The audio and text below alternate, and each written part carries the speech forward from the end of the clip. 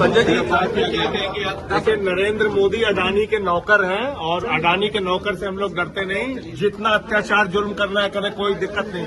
थोड़ी मर्यादा रखिए।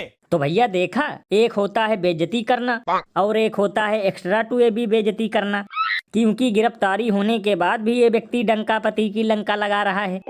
लेकिन लल्लन भैया, मुझे तो लगता है इन्हें लंका लगाने से ज्यादा डंकापति को चिढ़ाने में मजा आता है, क्योंकि ये बंदा जब भी अपना मुंह खोलता है, कभी चौथी पास राजा तो कभी अडानी का नौकर बोलता है। वैसे भैया एक बात समझ में नहीं आया, लोगों ने अडानी का नाम ले लेकर विश्वगुरु को इतना जलील किया, लेकिन फिर भी उन्होंने आज तक अपने मुंह से अडानी का आ तक नहीं बोला। लल्लन भैया, इसीलिए तो महान कवि बाबा लपेटू दास ने कहा है, साहब की देशभक्ति की बस इतनी सी कहानी है, मुंह में जुमला और दिल में अडानी है। गजब बेइज्जती है।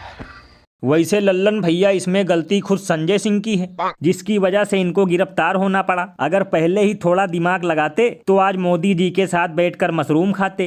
भैया वो कैसे? बस केवल 8-10 विधायक लेकर करते डंकापति को काल, फिर देखने को मिलता वॉशिंग मशीन का धमाल।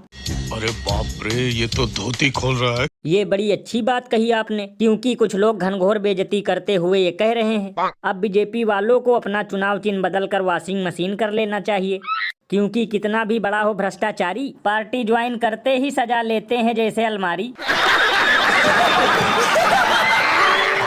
और अभी तो रुको, क्लाइमैक्स अभी बाकी है। और मैंने सुना है आजकल एक मूवी आई है, एक फिल्म आई है, द वैक्सीन वॉर।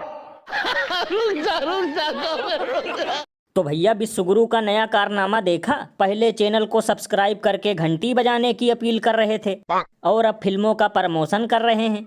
लल्लन भैया, इसीलिए तो इस पर महान कवि बाबा झंडू प्रसाद ने कहा है, देखना एक दिन ऐसा भी समय आएगा जब डंकापति पान की दुकान और चाय की टपरी का फीता काटने जाएगा।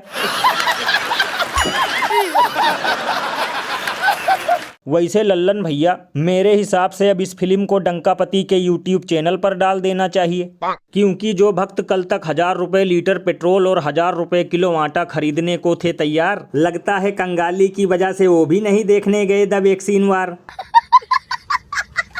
ये बिल्कुल सही कहा आपने, लगता है आजकल भक्त बीड़ी के लिए भी तरस रहे हैं। वैसे भैया मुझे तो लगता है अब कपिल शर्मा के शो की भी पनौती लगने वाली है, क्योंकि पहले जुमला पार्टी वाले केवल हंसाने का काम करते थे, लेकिन अब फिल्मों का भी प्रचार करने लगे। लल्लन भैया, इसीलिए तो इस पर महान कवि बाबा लपेटू दास ने कहा है, जो कम करने आए थे महंगाई और देने आए थे रोजगार, वो दिन रात कर रहे हैं बस फिल्मों का प्रचार।